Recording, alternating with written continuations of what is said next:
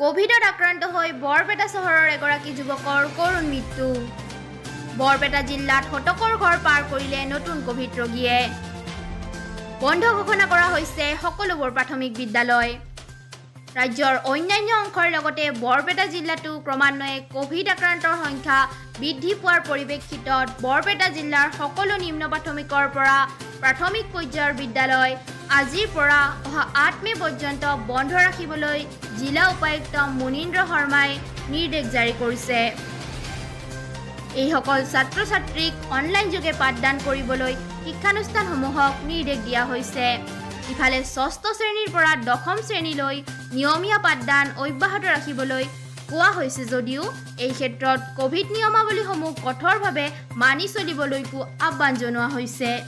উল্লেখযোগ্য যে যোৱা ১ মাৰ্চৰ পৰা কালি সন্ধিয়ালৈ জিলাখনত কোভিড পজিটিভ ৰোগীৰ সংখ্যা শতকৰ ঘৰ পাৰ হৈছে। কালিলৈকে জিলাখনত কৰোনা আক্ৰান্তৰ সংখ্যা হৈছে ১১৩ জন।